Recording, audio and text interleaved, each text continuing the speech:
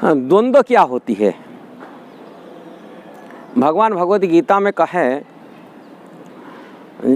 जैसम तंतगतम पापम जनानम पुण्य कर्मणम ते द्वंद्व मोह मुक्ता भजते मां दृढ़व्रत।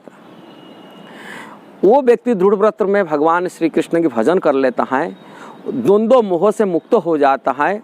जिसकी पाप खत्म हो चुका है, पुण्य उदय हो चुका है, जिसकी पाप खत्म हो चुका है, पुण्य उदय, वो द्वंद्व मोह से मुक्त हो करके भगवान श्री कृष्ण की भक्ति कर लेता है, भजन कर लेता है।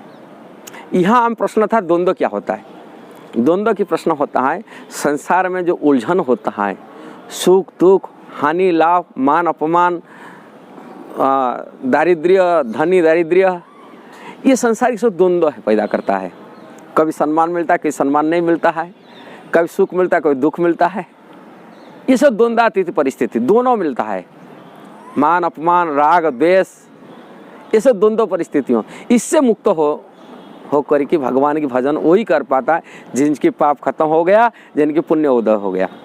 भगवान द्वंद्व मोह से मुक्त व्यक्ति ही भगवान धाम को जाए। बहुत बार भगवान ने भगवत गीता में शुद्ध भक्ति का बारे में बताई कि रखे, 12 अध्याय भगवत गीता पढ़ेंगे, भक्ति योग उसको कहते हैं। जिस भक्ति योग में भगवान के प्रिय बनने के लिए भगवान की ये द्वंद्व से कैसा मुक्त हो जाते हैं जीवात्मा। जो द्वंद्व से मुक्त है वो भगवान के प्रिय, भगवान के धाम को जाने के लिए वो पात्र बन जाता है। भगवान एकादश स्कंद में श्रीमद् भागवत में उद्धव जी को उज्जैन के एक ब्राह्मण, जो अवंतीपुर का ब्राह्मण के बारे में कथा ही बताते हैं।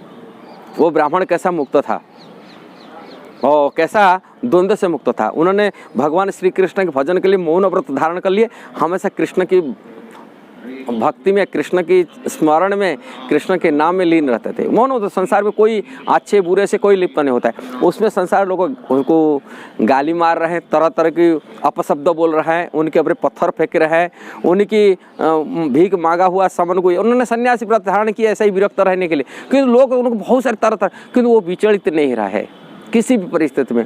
लोगों की अपमान से, लोगों की गाली से, लोगों की पिटाई से, किसी भी परिस्थिति में अपनी भजन में एडिग रहे। ऐसा व्यक्ति भगवान की पात्र बन जाता है भगवान के धाम को जाने के लिए। और जब भी विचलित हो जाते किसी भी परिस्थिति में, भगवान को भक्ति में स्थिर नहीं पाएंगे, भगवान के प्रिय नहीं बन सकता है। हम थोड़े थोड़े किसी बातों में भी प्रभावित हो जाते, उसके बदला लेने के लिए भावना रखते, हमको ऐसा बात क्यों बोल दिया, उनका बदला लेकिन बिना बदला में रह नहीं सकते। और उनको तो लाठी मारते थे लोग, तरह तरह करते, ढंगी साधु बन गया, ये बन गया, बहुत तरह तरह की बात बोलते थे। उन्हीं की कौपनिक कपड़ा को बधिया, जो थोड़ा से वस्त्र बहिर्वास था उसको भी बधिया फेंक देते लोग, तभी वो विचलित नहीं रहते थे। तरह तरह गाली मारते, उनको अरे कूड़ा कचरा लेके उनके ऊपर डाल देते थे, तभी वो विचलित नहीं होते थे। जो इसी प्रकार परिस्थिति में आ जाता है वो स्थित प्रज्ञा हो जाता है। भगवत गीता में भगवान ने ये दूसरी अध्याय में बताते, हर परिस्थिति में, सुख में, दुख में, हानि में, मान में, अपमान में, हर परिस्थिति में वो जो स्थिर रह जाता है वो स्थित प्रज्ञा हो जाता है, वो भगवान की वो प्रिय बन सकता है, वो भगवान धाम को जाने के लिए पात्र बन जाता है। ये बात भगवान उद्धव जी को बता रहे हैं। किस तरह के व्यक्ति अपनी धाम को जाने के लिए योग्यता बन जाता है, उनको भगवान को प्राप्ति करने की योग्यता बन जाता है। इसलिए ये संसार की द्वंद्व से मुक्त होने से ही भजन स्थिर हो पाएगा, भक्ति स्थिर हो पाएगा। भगवान ये बात बताते हैं। अच्छा लगा तो जरूर शेयर करना, सब्सक्राइब करना, लाइक कमेंट देना। हरे कृष्णा।